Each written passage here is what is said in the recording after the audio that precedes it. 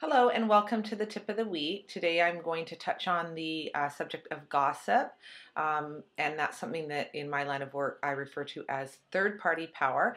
It's also something that is quite a disturbance in a lot of communities and organizations that I work in, and often when I go into a space, participants ask me, what about gossip? How do we deal with that? How do we respond to it?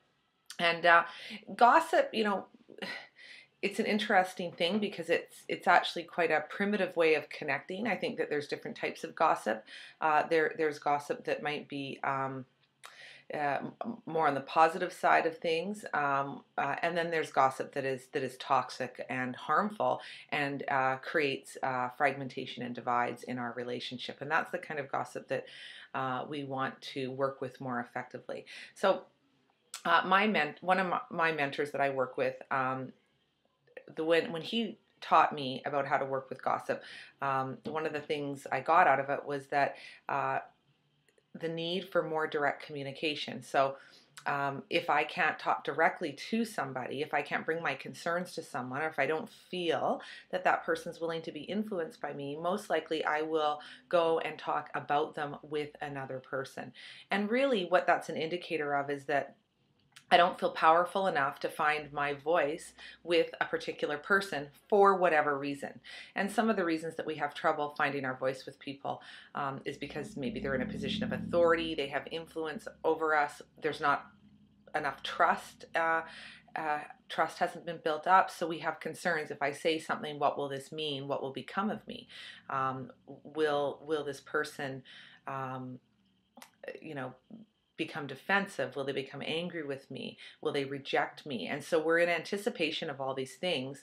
And different relationships, they have a different dynamic. But those are some of the reasons that we have trouble finding our voice with each other. Maybe it's just a matter of we don't feel that anything we say will be accepted by the other party, that if we give the feedback, it will be turned around and used against us. So uh, frustration can build if we don't have an opportunity to be more direct about our concerns with each other. And yet there's so many reasons why it seems easier to go and find another person to talk about it with.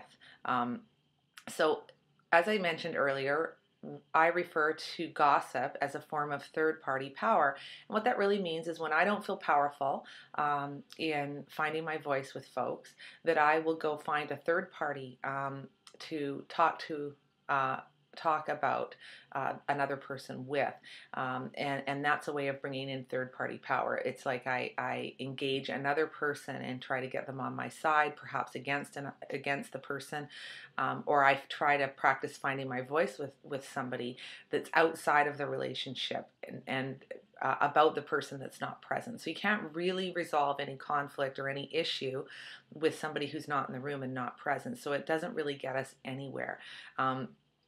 So what I recommend is that we build our capacity to have more direct conversations. This requires courage. I have to work on myself in regards to those people and relationships where I'm feeling disturbed by things, where I feel like I want to have a conversation with them and I'm afraid. That is my own personal work. I need to be able to self-reflect and practice and look within to see what are the things that are getting in the way of me being true to myself, having integrity, and taking a stand for the things that I believe in. Um, and on the other end of things, if someone comes to me to share a piece of gossip in my community or in an organization that I'm working with or amongst colleagues, my work is to really hold both parties in the light, to not take sides, and to support the individual to find their voice so that they can go back and have a direct interaction with the other person. Otherwise, things just get messy and we end up contaminating each other's relationships this way. Creates an awful lot of confusion. People suffer as a result of it. Everywhere I go, people dislike the idea of gossip, that people are talking behind each other's backs. People can see what difficulty it causes. So And yet we still keep doing it. And I think it's just because we haven't yet created the conditions to have direct conversations. We haven't created the inner conditions, nor have we created safe spaces where people are feeling enough trust to be able to be really, really frank with each other. So just notice this week where you lean towards gossiping, even in the slightest way. I myself do it. I slip up. I find myself talking about people, not in a really toxic way, but I catch myself. Um, and take a look at the relationships where there's something to be cleaned up. There's a communication that needs to happen.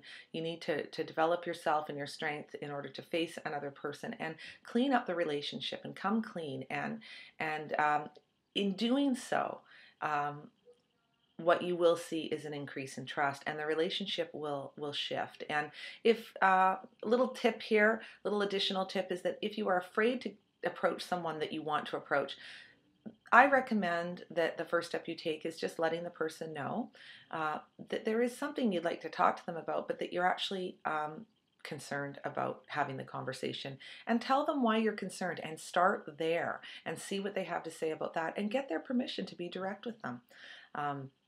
And where possible, practice in front of your mirror, practice in your head, and prepare yourself for the other person's response so that you don't get caught by them. Have a great week.